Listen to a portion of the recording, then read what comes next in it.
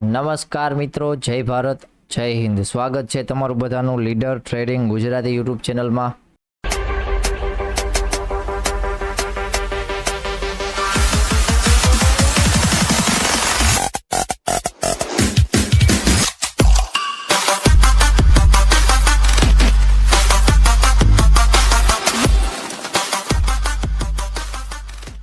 તો ચલો મિત્રો, આજે હતી 27 ઓગસ્ટ અને મંગળવાર.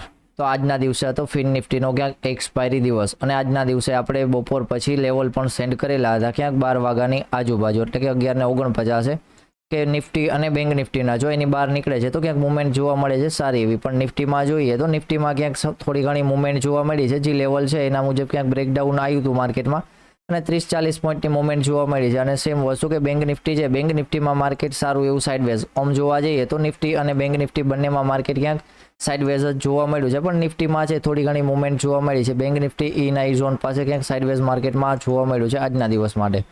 તો ચલો, આજના દિવસે સવારમાં સારી એવી મુવમેન્ટ આવી ગઈ. જે પ્રમાણે સોમવારે પણ મુવમેન્ટ જોવા મળી સારી એવી, અને પછી પણ માર્કેટ સાઇડવેઝ હતું. તો સેમ વસ્તુ આજે ફોલો થયું છે. કાલે પણ સવારમાં માર્કેટે મુવમેન્ટ આપી દીધી અને પછીનો દિવસમાં માર્કેટ સાઇડવેઝ જોવા મળ્યું. તો આજે નિફ્ટીમાં થોડીક મુવમેન્ટ આવી અને બેંક નિફ્ટી થોડુંક અહીંયા સાઇડવેઝ હતું. આજના દિવસે પણ સવારમાં માર્કેટે સારી એવી મુવમેન્ટ આવી અને પછી ક્યાંક માર્કેટ 12 વાગ્યા પછી સાઇડવેઝની રેન્જ જોવા મળી છે.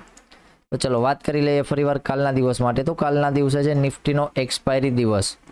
તો નિફ્ટીના એક્સપાયરી દિવસે માટે ખાસ કરીને સારા એવા ઇમ્પોર્ટન્ટ લેવલ હશે. ક્યાંક પેલું ઝોન ઉપર છે એ 500નું ઝોન એક રેઝિસ્ટન્સ ઝોન હશે, અને નીચે ઝોન છે કે 51,000નું ઝોન છે એ ક્યાંક એક બે વાર ફેક થઈ અને માર્કેટ એ ઝોન પાસે ક્યાંક સપોર્ટ બનાવીને ક્યાંક કામકાજ કરશે. તો આ બે ઝોનનું સારું એવું ધ્યાન રાખવાનું થશે. ચલો, માર્કેટનું ક્લોઝિંગ આવ્યું છે ક્યાંક 51,278ના ઝોન પાસે. હાલ અહીંયા ઓછું બતાવે છે પણ 278ના ઝોન પાસે, એટલે કે ક્લોઝિંગ થોડું ઘણું સારું આવ્યું છે. રેન્જમાં જ ક્લોઝિંગ આવ્યું છે. તો ફરીવાર માર્કેટ અહીંયા 300 વાળી રેન્જમાં ક્યાંક ઓપન થશે અને ફરીવાર કાલના દિવસે 400 ઉપર નીકળે તો એક સારા એવા અપસાઇડ માર્કેટ માટે જોઈ શકાય. અને ફરીવાર નીચે 200 વાળા લેવલ નીચે નીકળે છે તો પછી એક ડાઉનસાઇડના વ્યૂ માટે પણ જોઈ શકાય કે નીચેનો લેવલ છે, કારણ કે કાલના દિવસે થોડાક નીચે 100 પોઈન્ટના ગેપે લેવલ હશે. તો એ પ્રમાણે ધ્યાન રાખશું આપણે. તો નીચે પણ 51,000ના ઝોન સુધીનો ટાર્ગેટ જોવા મળી શકે છે. ફરીવાર કાલના દિવસે માર્કેટ ડાઉન સાઇડ ઓપન થાય છે, એટલે કે 51,000ના ઝોન પાસે. તો માર્કેટ એ ઝોન પાસે વારંવાર સપોર્ટ લે છે. તો ફરીવાર માર્કેટ એવું લાગે કે સપોર્ટ લઈ લીધો છે અને ફરીવાર 100ના ઝોન ઉપર નીકળે તો અપસાઇડની પોઝિશન અથવા સ્કેલ્પિંગ એ ઝોન પાસે કરી શકાય. માર્કેટ એકવાર 51,000ના ઝોન પાસે આવે અને ફરીવાર 100ના ઝોન ઉપર નીકળે તો ત્યારે અહીંયા એક સારો એવો ટ્રેડ મળી શકે. જ્યારે માર્કેટ 51,000ના ઝોનની નજીક ઓપન થતું હોય ત્યારે બીજો ટ્રેડ ક્યારે મળી શકે કે માર્કેટ 51,000ના ઝોનની નજીક ઓપન થાય છે ક્યાંક અને પેલી જ કેન્ડલ છે ક્યાંક 854 વાળા લેવલ પાસે ટચ કરાવી દે અને ફરીવાર 51,000ના ઝોન ઉપર માર્કેટ આવી જાય તો પછી લેવલ છે એને નજીક લઈને 51,020 વાળું લેવલ છે તો એની પાસે ક્યાંક એક ટ્રેડ પ્લાન કરી શકાય. એના માટે ફરીવાર 150ના ઝોન સુધી ક્યાંક ટાર્ગેટ રાખી શકાય સારો એવો.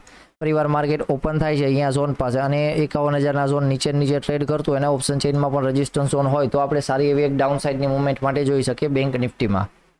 ચલો, માર્કેટ ક્યાંય ડાઉન સાઇડ ઓપન થતું નથી અને ફરીવાર ઓપન થઈ જાય છે ગેપ અપ, એટલે કે હાલ તો જોવા જઈએ તો અત્યારના ચાર્ટ મુજબ રેઝિસ્ટન્સ ઝોન છે એ 400ના ઝોન પાસે છે. પણ 400ના ઝોન ઉપર જોવા જઈએ તો સારું એવું મોટું ઝોન હશે એ 500ના ઝોનનું ક્યાંક જોવા મળવાનું છે.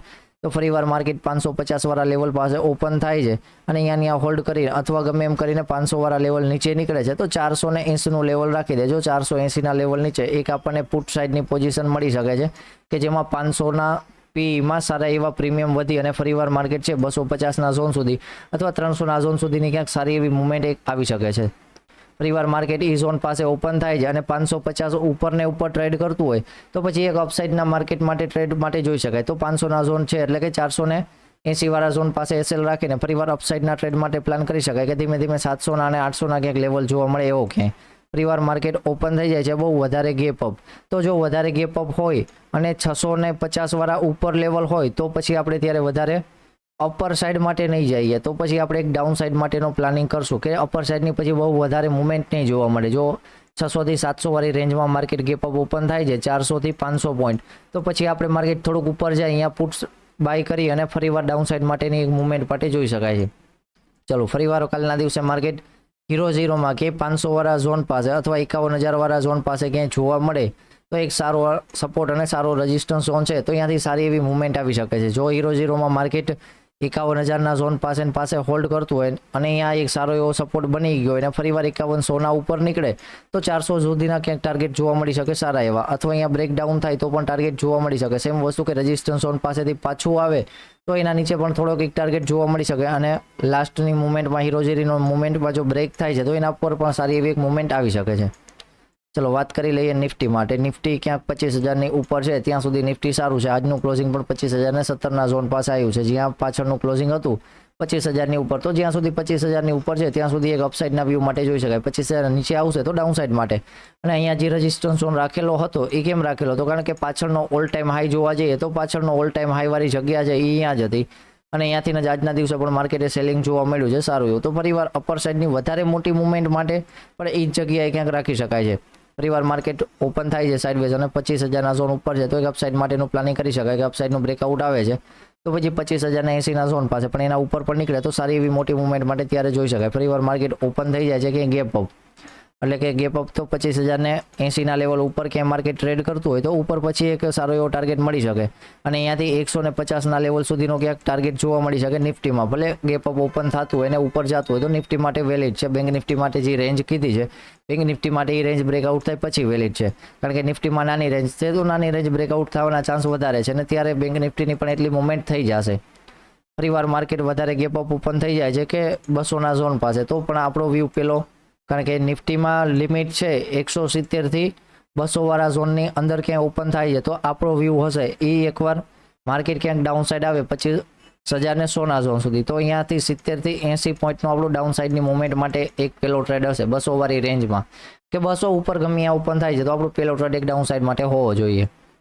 ચલો ફરીવાર માર્કેટ ઓપન કે અપ નથી થતું અને ઓપન થઈ જાય છે 965 વાળા લેવલ પાસે અને ફરીવાર માર્કેટ 965 વાળું લેવલ નીચે હોય તો જે સપોર્ટ ઝોન છે આપણે એને પ્રેમથી રેઝિસ્ટન્સ ઝોન બનાવી દઈએ અને જ્યાં સુધી 24,965 વાળા લેવલ નીચે છે ત્યાં સુધી આપણે અપસાઇડનું પ્લાનિંગ તો નહીં કરીએ પણ ડાઉન સાઇડમાં જો મળતું હશે સ્કેલ્પિંગ તો એની મુવમેન્ટ એક જોઈ લેશું તો એમાં સારી એવી ડાઉન સાઇડની મુવમેન્ટ આવી શકે છે. કારણ કે લેવલ મુજબ જોવા જઈએ તો ડાયરેક્ટ 880નું લેવલ છે અને એના પછી ક્યાંક 800નું પણ લેવલ છે તો ડાઉન સાઇડની મોટી મુવમેન્ટ આવી શકે છે. પણ અપસાઇડની મુવમેન્ટ 25,080 ઉપર નીકળે તો ત્યારે, કારણ કે ઓલ ટાઈમ હાઈની મુવમેન્ટ એના ઉપર જ ક્યાંક જોવા મળવી જોઈએ. ફરીવાર માર્કેટ વધારે ડાઉન ઓપન થઈ જાય છે ને 900નું ઝોન જળવાઈ રહે છે તો 900નું ઝોન બ્રેક ડાઉન થાય ત્યારે આપણે ડાઉન સાઇડ માટે જોશું, કારણ કે પાછળના દિવસનો લોઅર પણ જોઈએ ને, એટલે કે સોમવારનો જે માર્કેટમાં લોઅર પોઈન્ટ હતો દિવસનો તો એ પણ ક્યાંક 880 વાળી રેન્જ છે એની નજીક છે તો પછી વધારે ડાઉન સાઇડ જો માર્કેટ 900 વાળી રેન્જમાં ઓપન થઈ જતું હોય તો 20 પોઈન્ટ આપણે જવા દઈશું. ફરીવાર એના નીચે નીકળે તો પછી ગેપ સુધીની મુવમેન્ટ માટે સારો એવો એક ટ્રેડ પ્લાન કરી શકાય છે. તો ચલો મિત્રો, લેવલ છે બધા ટેલિગ્રામની ફ્રી ચેનલમાંથી મળી જશે. તો જય ભારત, જય હિન્દ. મળીએ ફરીવાર કાલના દિવસે ટુમોરોના વિડીયોમાં, કારણ કે હાલ વરસાદના હિસાબે અમારે ગામડામાં થોડીક લાઇટનો વધારે પ્રોબ્લેમ રહે છે તો લાઇટના હિસાબે ક્યાંક નેટવર્કનો પણ સારો એવો પ્રોબ્લેમ રહે છે તો આપણે લાઈવ આવવાનો મેળ નહીં આવે. તો ચલો મિત્રો, જય ભારત, જય હિન્દ.